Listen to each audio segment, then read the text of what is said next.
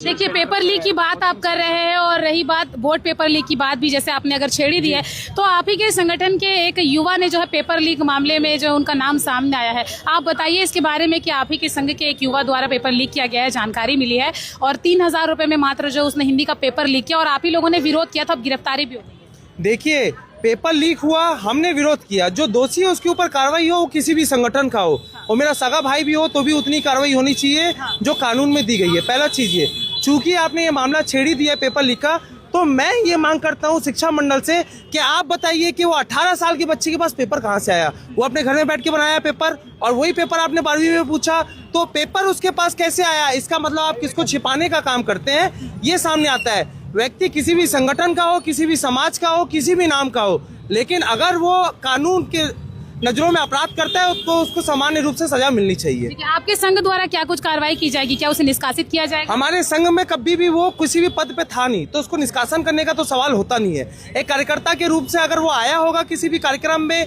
या संघ से जुड़ा होगा, तो संघ वैसे भी उसको निष्कासित कर ही दी है। अगर वो किसी भी पद में होता तो हम उसको निष्कासन निकालते, चूंकि वो किसी भी पद में था नहीं। जैसा कि आपने ये कहा है कि जब 12वीं के हिंदी परीक्षा जब लीक हुई थी, तो उस दौरान आप ही के संगठन के किसी युवा का नाम सामने आया है और गिरफ्तारी भी हुई है, और आपने कहा कि वो एक कार्यकर्ता के रूप में किसी कार्यक्रम में शामिल हुआ होगा। हाँ, हुआ होगा, है ना। तो आप ये बता दीजिए कि कार्यकर्ताओं का आपके संगठन में क्या महत्व है, क्या कार्यकर्ताओं का कोई महत्व नहीं है? बिल्कुल, बहुत ज़्यादा महत्व है। जितना हमारे कार्यकर्ताओं का महत्व है संगठन में, उतना ही शिक्षा मंडल में जो पेपर बनाते हैं उन टीचरों का महत्व होगा, उतना ही महत्व है। सिर्फ अगर टीचर ने पेपर लीक किया होगा तभी पेपर लीक हुआ होगा, क्योंकि पेपर बनाने की और सुरक्षा करने की जिम्मेदारी एक शिक्षक और उसके बाद जो शिक्षा मंडल है उसकी होती है, ना कि एनएसयूआई के कार्यकर्ता करते हैं। अगर आप गलत करते हैं तो एनएसयूआई के कार्यकर्ता विरोध करते हैं। अगर उसमें अगर हमारे लोग या किसी के भी आदमी का नाम आता है, तो मैं ये नहीं कहता कि वो निर्दोष है या उसको बचाया जाए। जांच में नाम आएगा, कड़ी से कड़ी सजा मिलनी चाहिए, ये एनएसयूआई की मांग है। एनएसयूआई ने ही मांग रखी।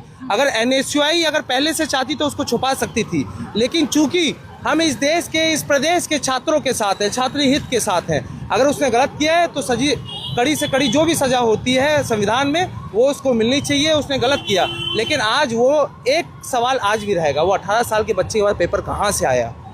ये महत्वपूर्ण है, ये बहुत महत्वपूर्ण सवाल है, क्योंकि मैं आपको बता देना चाहता हूँ इसका सीधा का सीधा जुड़ाव जो है शिक्षा मंत्री के बंगले तक के जाएगा। आप जांच करवाइए, शिक्षा मंत्री के बंगले तक के जाएगा।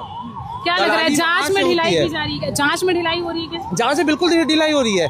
एनएसयूआई ये कार्यक्रम करती है, पेपर लीक का विरोध करती है, उसके ऊपर जांच की मांग करती है, सीबीआई जांच की मांग करती है, लेकिन आपने एनएसयूआई के कार्यकर्ता को कटघरे में खड़ा कर दिया। मेरा